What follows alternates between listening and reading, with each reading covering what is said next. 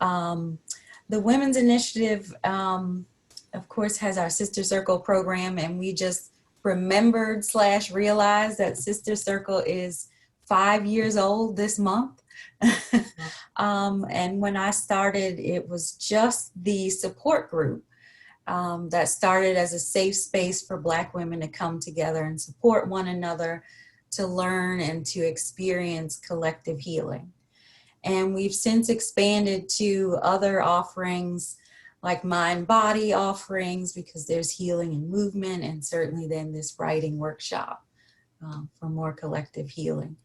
And just as a mission of the Sister Circle program, you know, as Black women, our stories have so often been hidden and silenced and dismissed by others, but also by ourselves, because we feel like maybe nobody wants to hear it, or we think that we have to keep going and be strong Black women even when we're crumbling on the inside.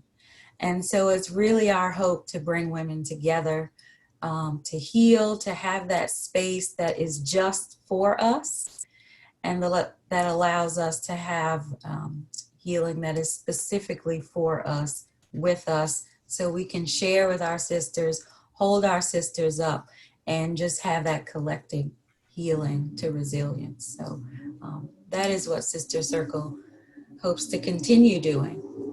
So thank you again for being here to listen to the stories, and thank you, Vivian, for helping them share their stories. Yes, wonderful. Okay, so we're going to go right into our readings. Later, I want to hold space towards the end for, I thought about doing it now, but maybe at the end, we'll have some questions and answers from our guests, a period of question and answer. So they could ask any given reader a question about why they came up with whatever comes to mind. I will leave it to the readers to say, if they want to, they can talk about their writing process a little bit, but be sure to give the title of your piece. And again, if you want to talk about the writing process, which we've shared in the workshop too, that might be information that some people could use. So without further ado, we'll start. Our first reader is Andrea Mayfield herself. So the name of my piece is The Horror of the Pandemic Wears Many Masks. And I think my inspiration for the piece is kind of described within it. So I hope you enjoy. The Horror of the Pandemic Wears Many Masks.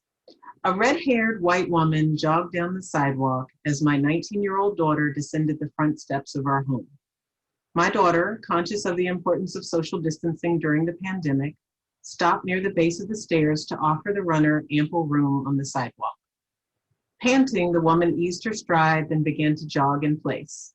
She looked at my daughter and asked, "How can I reach you?" Then the runner took a deep, impatient breath and declared, "My house is a mess."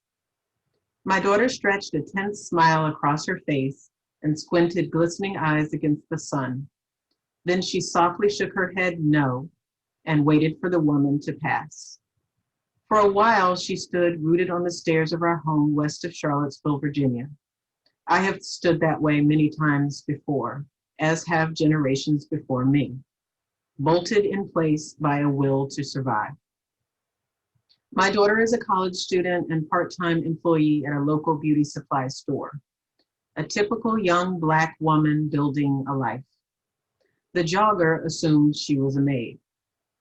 In 1983, when I was 9 years old, my family moved to a precious middle-class enclave in Chesapeake, Virginia, called Taylor Wood Estates. It may as well have been 1600 Pennsylvania Avenue to me.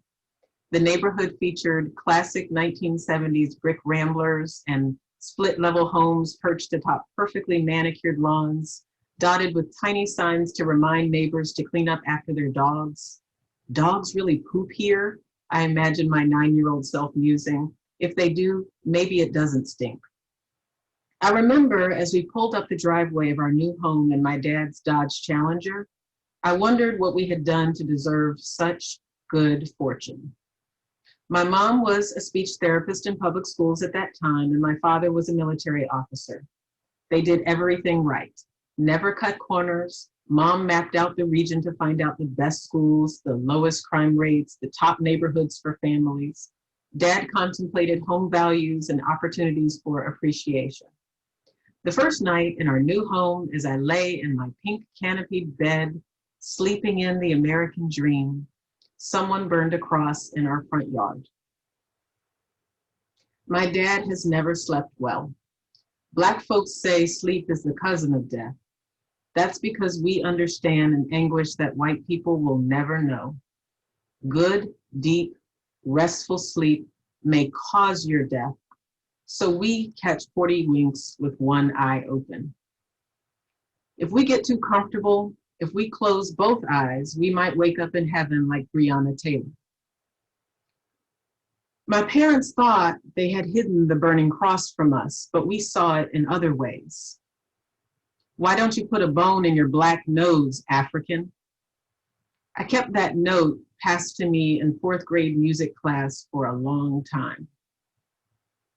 At night, when the house was still, I'd slip it out of a shoebox under my bed to contemplate it. Some things hurt worse than sticks and stones.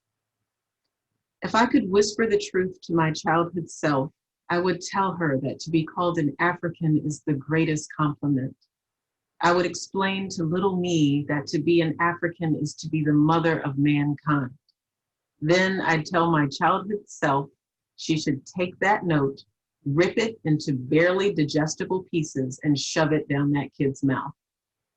We may not sleep very well, but do we dream. In Austin, Texas, the epicenter of so-called white wokeness, my husband and I welcomed twin sons to our family in 2004. I was 30 years old. We settled into a home in the quiet community of Circle C with our infant boys and 4-year-old daughter in tow.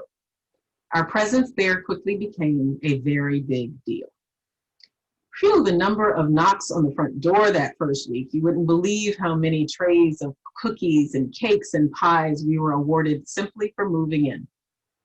I enjoyed pleasant interactions with a gaggle of stay-at-home moms, quick conversations about kids and soccer and which church we attended because certain things are simply understood. Have you ever read the poem Incident by County Cullen? He's riding through Baltimore, Maryland as a child, taking in the sights and sounds, presumably making friends and dancing hopes into existence. Suddenly, a kid calls him nigger. In an instant, the boy forgets the delicious flavors of his moments in Baltimore because he had swallowed the bitter taste of hate. I don't remember those women in Austin, Texas, save for the half dozen or so who smiled broadly when I opened the front door and then asked me if the lady of the house was home. I was born in 1974, 10 years after the Civil Rights Act was passed. There is no house I have ever lived in that I am assumed to be the rightful homeowner, not the help. All these years later, and the same is true for my daughter. I wonder how many notes she hid under the bed as a child. Nonetheless, she possesses a titanic spirit, tiny as a teacup and mighty as the sea. Her eyes are almond like her mother's, and her skin is a blend of cocoa and chili powder. My daughter is not a maid. She will not clean your house for money, though there would be no shame for her if she did. The shame belongs to the woman jogging by because she looks at the color of my daughter's skin and assumes she is capable of nothing more. Their privilege may blind them to our worth, but it also means they won't see us coming. That's wonderful. So we can, anybody has questions, just hold them for the writers for later, okay? And we'll move on. Our next writer up is Atalia Sergi. Hi, everyone. My name is Atalia Sergi. I moved back here to Los Angeles, from Los Angeles about 2 years ago, and had the pleasure of communicating with Vivian even before I returned to Charlottesville, and spent some time, a whole year with her in a literacy collective. So when I saw that she was doing this writing workshop, I was really excited to join it. And it's been great to get to know Andrea, and I had already met Shelly, so it's good to be able to speak with you, and good to see young men. Thank you for joining us for today. So my piece is called To Let Go. As Vivian mentioned earlier, some of our pieces started as a seed. Mine started as a sentence or two. And over the time of being coached and challenged by Vivian, getting feedback from Andrea and Ina and some of the other ladies that had joined, it really pushed me to really dive into this part, to this piece. And Shelly had mentioned that this is a way of healing, and this was really a way for me to really come to terms with a piece of healing that I needed to from an incident that happened during this time of COVID. So here's my piece.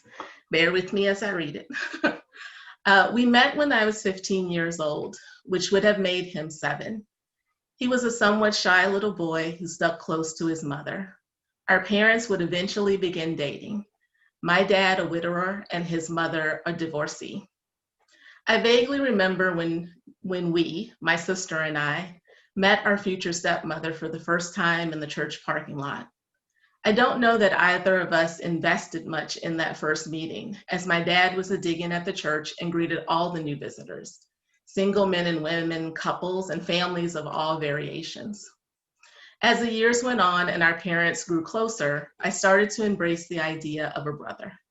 I had always wanted an older brother, but I began to look forward to having a younger brother.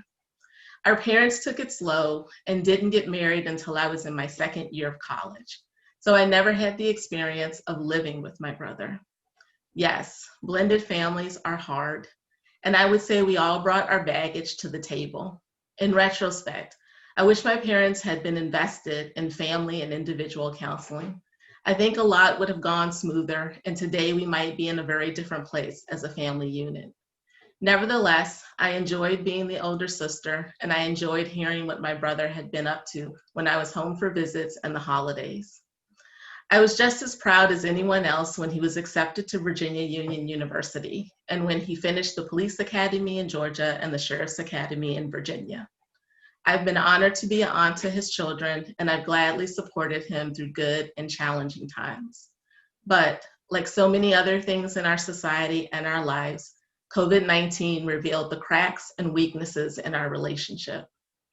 I know everyone has been warned that text, emails, and instant messages can be misconstrued. But when you're texting your stepbrother of 30 years, you don't expect to be misinterpreted.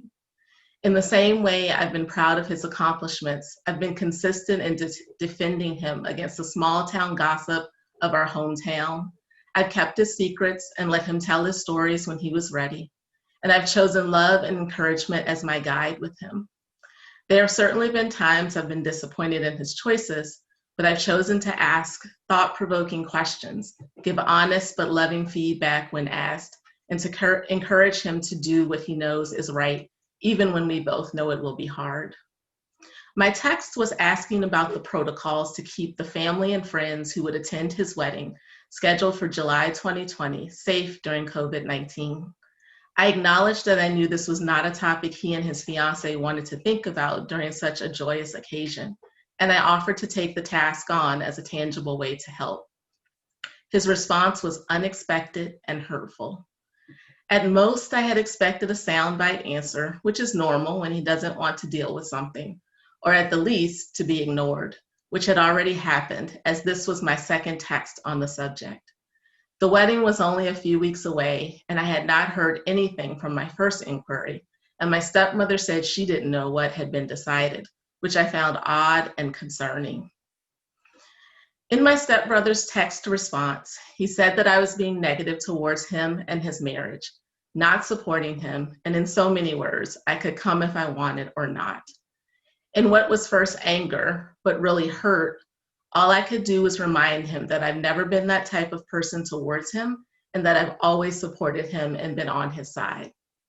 The deadline came and passed to return the RSVP card. Prior to this text exchange, I had indicated on the card that I and my husband would attend, but had not yet mailed it back. We had been trying to figure out what attending would look like for us and what precautions we needed to take because of my asthma. Both of us lost our biological mothers early, me in middle school and my husband in undergraduate. Because of this, we know all too well that tomorrow is not promised. Though we were both nervous, I had decided we would try to show up and support in some way. However, this exchange was making me hesitant. In the stillness of COVID-19, I had time to reflect on this interaction and our relationship more broadly, something I realized I had never done. As I slowly relived 30 years, a realization dawned on me, in much the same way fog lifts on a new day. This was not an isolated incident, but a cycle. In my relationship with my stepbrother, I was always in the supporting role, expected to support his needs emotionally, physically, or financially. It was always me asking about his life and showing interest in his pursuits. An incident came to mind where he readily admitted that when listing me as a character reference for a job, he could not, with certainty, report my occupation. I've been working at the same company for 13 years. In contrast, when the employer called to complete the reference check, I could tell them about every job my stepbrother had held and why he was pursuing the position they were calling about. What I realized was that he had never inquired about my job, my career aspirations, my promotion to vice president, or any other part of my life. It is a strange feeling to finally see the true state of a thing you've been living for years, to have memories fall on you like weights, and to wonder why you're just now able to see what has been unfolding for almost a lifetime. Our relationship wasn't really a relationship at all. It was just me responding to his desire to connect on his terms, in his timing, and to meet his needs. I had made so many excuses for his behavior to avoid seeing the truth. The times when I would come home and he wouldn't talk to me could no longer be excused as him being moody. Him ignoring invitations to join me and my sister for outings could no longer be excused as him being too busy to reply. His catchphrase responses when I tried to deepen our conversations could no longer be excused as him not being ready to share.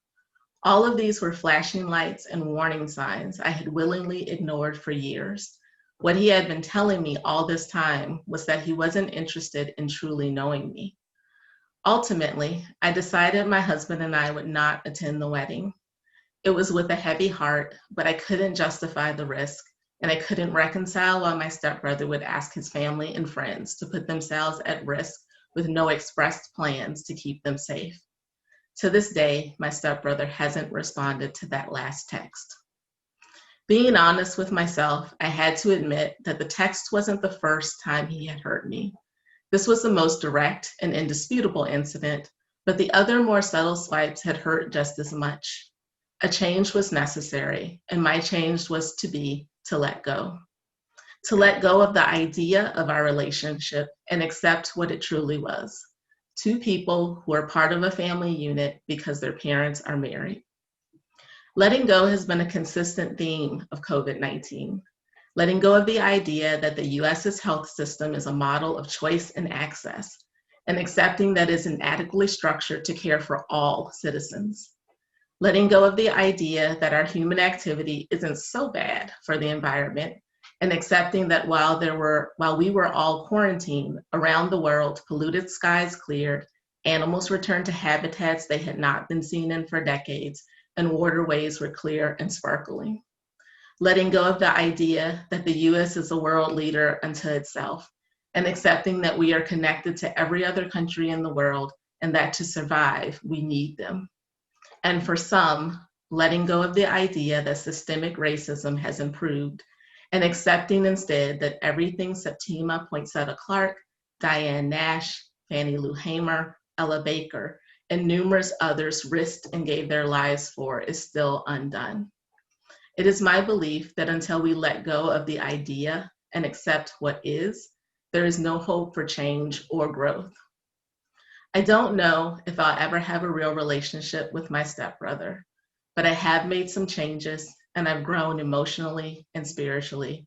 And in that, I have found peace. Thank you.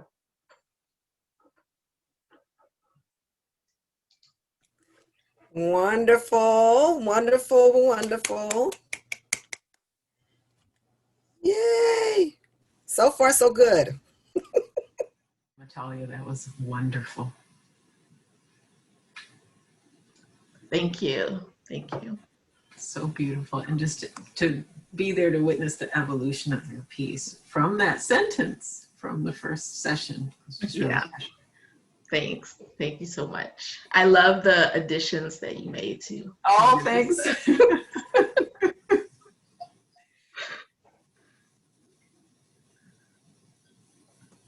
Oh, I was muted. I said both of them were beautiful. Thank you, Shelly. My piece is called Rage. I remember impatiently waiting at the airport for my son to arrive for his third trip home from college. From outside the gate, I recognized his silhouette approaching from quite a distance away. There was an air of comfortable nonchalance in his stride, as if the plane had arrived early instead of late. As he came closer, his face, long, angular, like an Ethiopian mask, came into focus with those large, deep brown, almond-shaped eyes. His full lips seemed to cover the lower part of his face, which narrowed as if chiseled down to a perfectly square chin. His lanky build made him look taller than he was. His long arms swung to and fro, graceful like a giraffe. Even with the flurry and the hurry of activities in the airport, he never compromised his stride. He got closer, and I saw that strong, predominant chin now adorned a goatee, just like his dad's. I hurried to meet him. "Hi, son. I hope your flight was good." We embraced. He hugged me fervently, face aglow and smiling broadly. "Hey, Ma, how you doing?" Continuing in his geeky way, he said, "Yeah, the flight was fine. We had some noticeable turbulence, but otherwise it was good." He has always had an unassuming way about him that made him easy and a joy to be around. That's why I was always happy to have him home, and why I always experienced a terrible loneliness when he was gone. He lives in Georgia now, has been there for more than 10 years, and I still have loneliness when he departs after a visit, although not so much anymore. Sometimes I look through old photographs, and that makes me smile, but not today. Today, looking at his images suddenly conjures up hopeless feelings of sadness because I can't get George Floyd off my mind. It's that image, the one of George Floyd being murdered, which resides tucked away in my memory. Whenever it takes a notion, it launches into repeat play, demanding something from me, compelling me to return to it, or at least to not forget. Today, it came with a vengeance as I looked through those photos of my son. My transit of memory obeyed, and it carried me there, kicking and screaming. I didn't want to go back to the evening of May 26, 2020, when I managed to pull myself together enough so that I could watch the video. There have been some accountings of racial miscarriages of justice that I have not been able to muster enough courage to watch. Like When They See Us. I haven't been able to watch it, and I feel guilty that I haven't. To hell with the weight it carries for me to watch it, I think to myself, what about what those 5 men who were then boys went through? I am aware that I owe it to them to sit through every painful moment of their lives from the moment they were accused of raping and brutalizing that white woman. It is just that I'm going to need to watch it with someone. I just cannot. In response to George Floyd's murder, I knew I had little choice but to watch. For one thing, it was in your face. The video was airing on every news channel. So on May 26th, one day after the murder occurred, I had only to click the remote's power button, and there was George Floyd, face down on his left cheek, pressed flat into the hot pavement beneath the knee wrench of a white policeman. I had seen so many videos of my people, Black men, women, and children, being shot down in the streets of America, and I was afraid I would become numb to them. But this second by second, stretched into minute by minute chronicle of this Black man dying, pressed me down in despair. Here he was, pressed down, 8 minutes and 46 seconds. I have since heard by some accounts that it was longer. But you know what? Who the is counting? 8 minutes and 46 seconds beneath the full weight of a grown man's body is pure torture by any stretch of the imagination. Alone, I watched, and my heart sank to the depths inside of me as George Floyd, his words shallow and guttural, and with so much effort say, "I can't breathe. I can't breathe. I can't breathe." One report says he uttered those words 16 times. Another account says 20 times. Again, I ask, who's counting? I watch and I listen, not wanting to, and I hear the words, barely legible. My stomach hurts. My neck hurts. Everything hurts as the policeman keeps the pressure on with an expression on his face that reflects both deprivation and perverse pleasure. And in his stance, his hands nestled all too comfortably inside his pants pockets. When George's words can no longer be understood, coming out as breathless grunts, his eyes stretch wider, seemingly giving him a glimpse at the crowd, pleading for his life, so he could at least know he was not alone in the last seconds. My whole body was shaking from the inside out. All of a sudden, I flipped to another continuum, and the flattened face of George Floyd emerges as another George, the one called instead by his middle name, Leon, and he is my son, and now the faces of both Georges emerge for me, a Black mother, to see. This face was not the joy-filled face of the son I had welcomed home so many times, but this face too was smashed into the Minneapolis pavement with the now infamous George Floyd.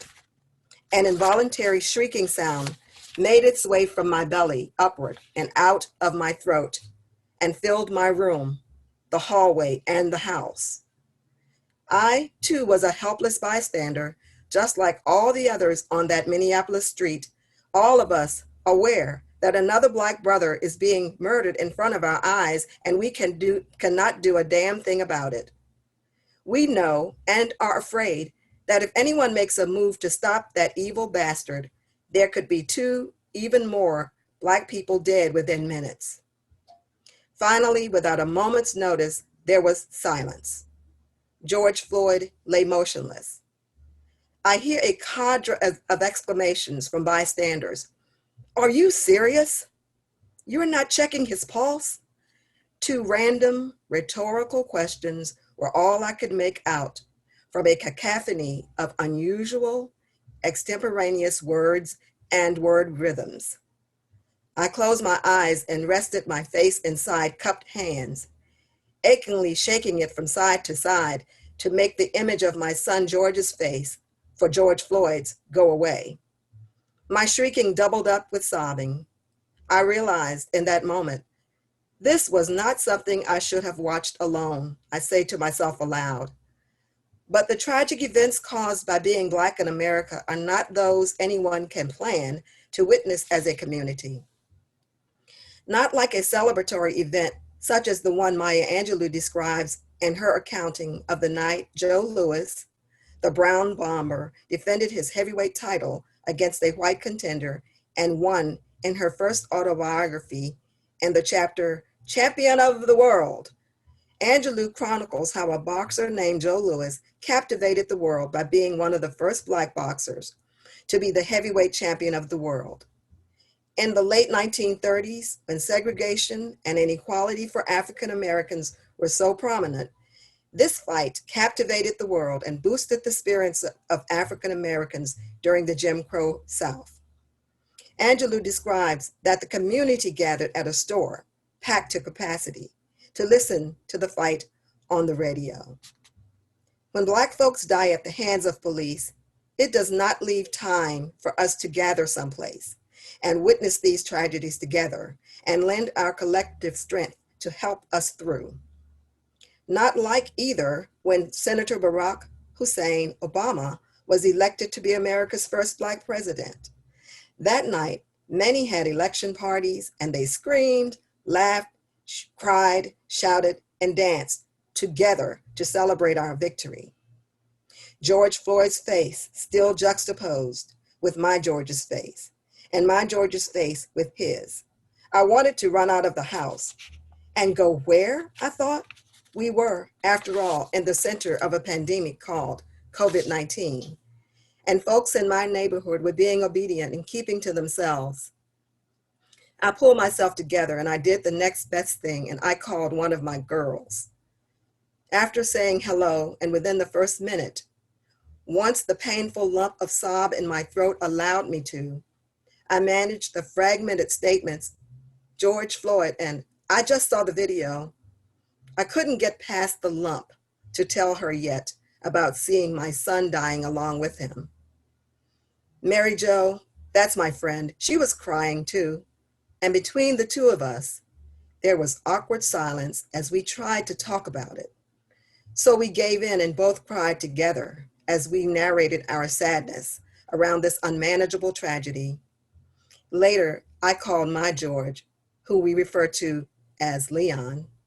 He picked up after several rings. Hey, Ma. I spouted, are you okay? Yeah, Ma, he said. I'm okay. I knew that he knew on that day why I had called.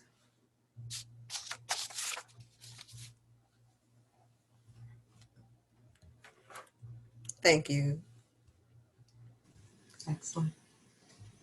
So that concludes our readings. So now I open the floor for anyone who, any of our guests, or even among each other, we can also ask any questions to any of the writers who just about their pieces, about what inspired them, whatever, anything that comes to mind. The floor is open for Q&A.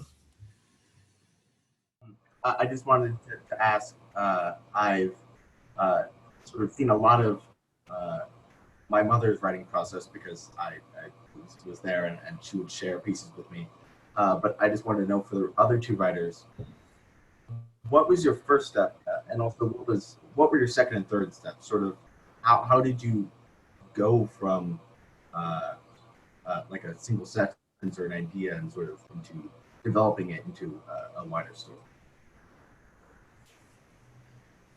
For me, it started out as just a paragraph that I had written for a reflection for work, just where I was talking about, like, during this time, all the different things that people should think about for self-care. And so it was just a paragraph, and the part about my brother was kind of vaguely referenced in one sentence. And so when I shared that with the group, Vivian said, that is wonderful, but I need you to be a little bit more, take more risk. Like, what you're saying is very vague, it's not specific. And of course, for work, you may have to write that way, but this is a different setting. So I want you to dig deeper, is what she was saying to me. And so for the next time we came together, I tried to take each of the three things in that paragraph and build more around it. So give a little bit of more context, a little bit more background, a little bit more thoughts. And so my idea was to break that one little paragraph into three different sections, still about a writing that was about how to, things you need to take care of yourself during this time. And so when I read that to the group, everyone was like, oh, that's great. You like, you know, you built it out more, but everyone kept talking just about the paragraph about my brother.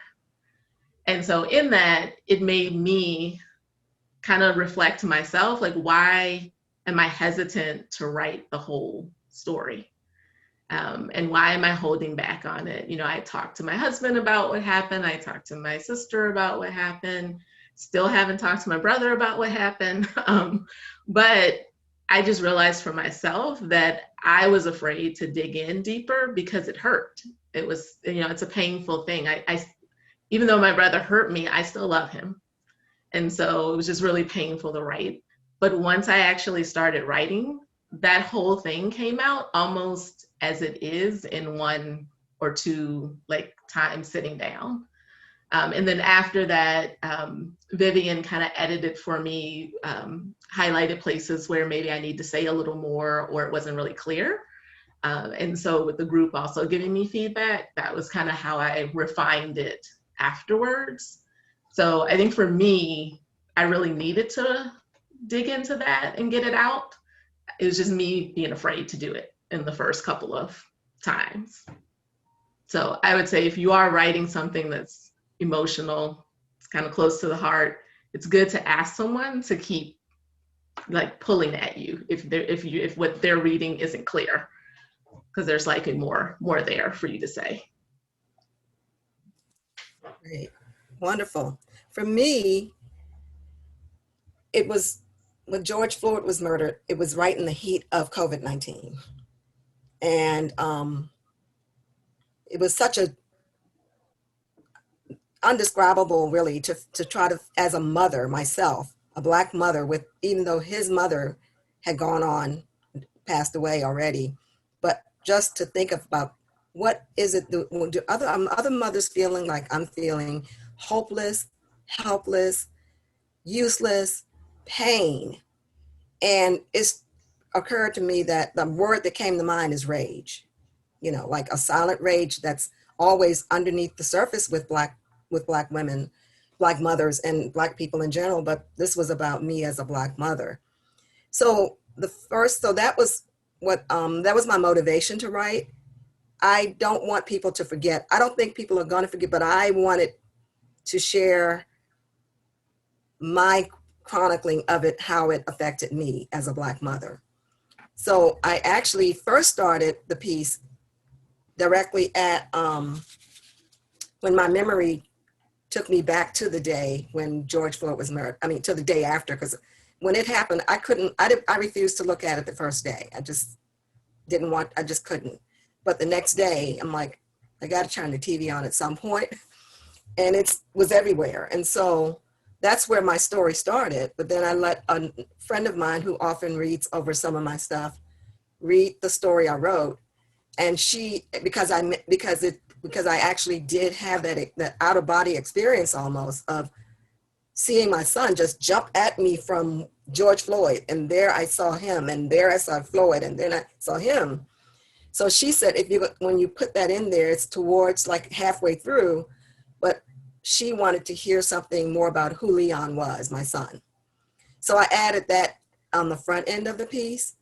And so I'm still working on that, but that's how it started to come together. And it is still coming together as maybe a more fuller piece. But certainly my motivation was trying to capture what I felt, and what I realized that it is like rage, because it's just there and it needs to come out. And so I tried to use language to bring out those feelings for me. Yeah.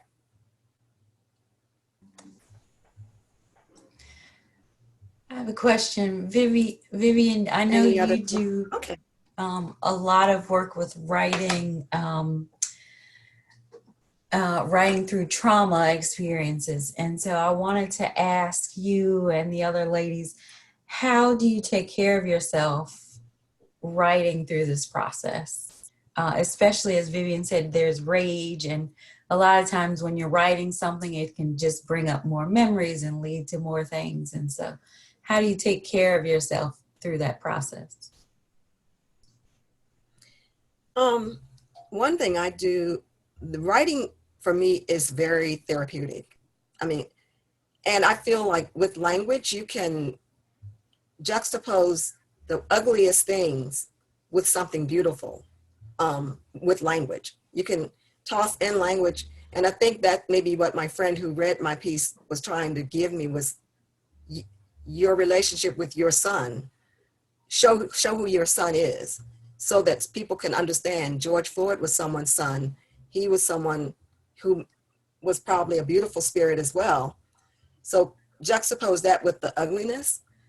So the writing itself is therapeutic for me, but from a physical point of view, I think if that's what you may also be referring to, I still don't really take care of myself and the physical, in the physical way that I should, I mean, because the brain is always clicking with other things to do, but it does help that writing and jotting down feelings, that I do that a lot. Like I'll jot, some idea will come to me about something and I'll just jot it down, and that helps to get that out, even if it's something painful.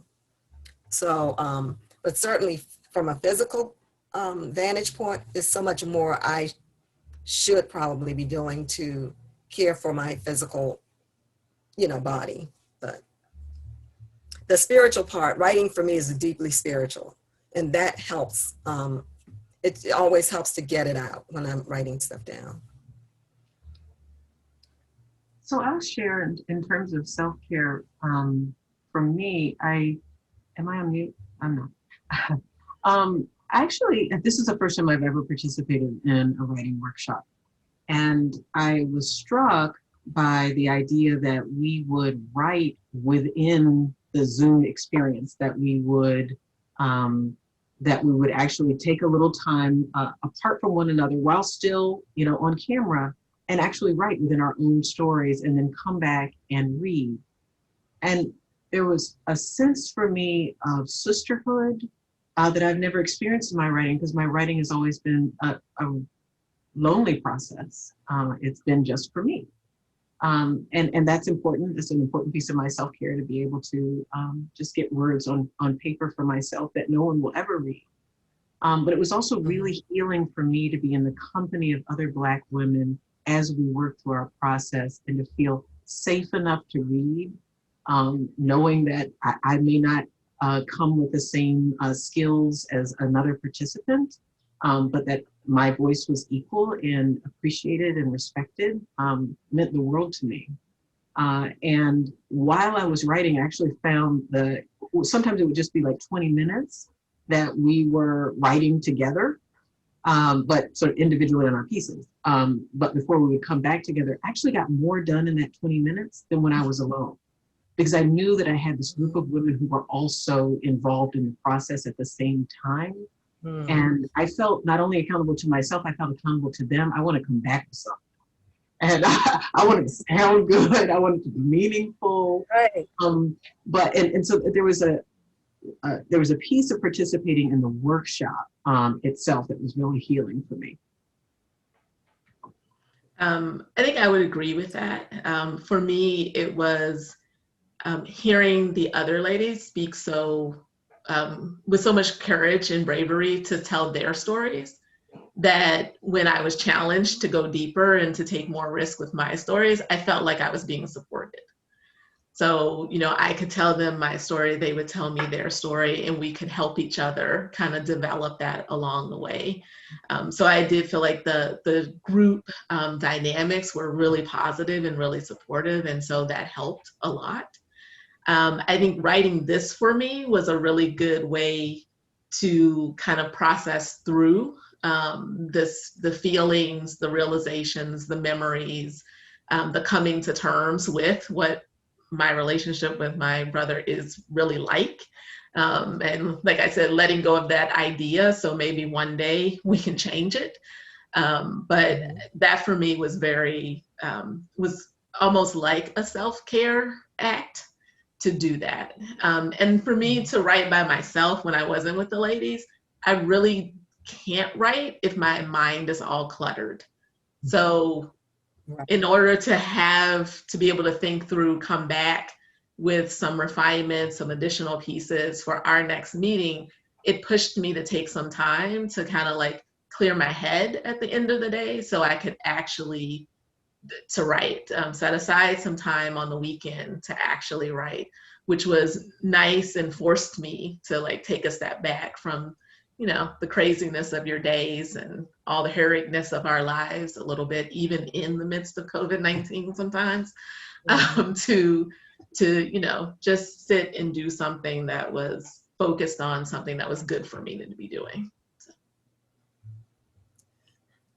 One thing I wanted to say too is that I had some, so I don't know, I can't remember the exact description of the workshop, but I certainly feel that the workshop series, when I love the fact that Andrea and I set it up as a series instead of just one like 3-hour long something, this really worked out well. So there's value, and it was, as Atalia said, there's a lot of value in knowing to have that to look forward to. You know, you're going to meet up with a group of, in our case, women who are all going through the same writing challenges and the same writing, even though everybody has a different process to get their writing and their voice on the page.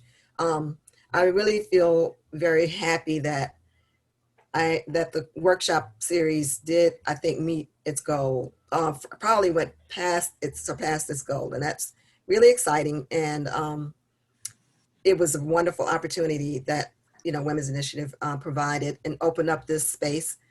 It's important that even if you're so busy during the week and you have your own life, but to have a place where, you know, I'm coming to my writing workshop on Saturday morning at 10 o'clock, you are dedicated to nobody but yourself to get your writing and to develop and continue to hear feedback about your voice.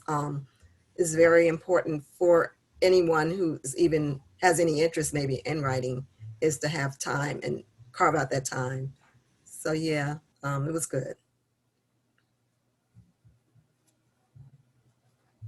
I just want to say that vulnerability and authenticity are the keys to great writing, and you all knocked it out of the park. Oh, Thank yay. you. Thank you. But maybe we'll share this again. Certainly, I appreciate her saying that. And I just want to name that along the way, we had readers that came in for 1 or 2 sessions or that stuck in throughout. And each person brought something special and to the group and impacted each of us. And just wanting to name Ina, who wrote such a beautiful piece. And I'm so sorry that she wasn't able to make it because of a work commitment. But we also had Linda and Benita and there was one other. Rochelle Claiborne. And Ashley at the very beginning, each of whom was just not only a pleasure to meet, but also inspired our work along the way. So just wanted to take a moment to name them. And with that, this has been a real delight. And just wanted to thank you, Vivian, for the time that you've taken with us, not only in the workshop, but outside of the workshop, offering support for each of our pieces, which is so key to developing them to what they are today. So thank you so very much. Sure, my pleasure. Thank you all. Okay, ladies. Thank you all. It was a joy. Thank you so much. Thank you for joining.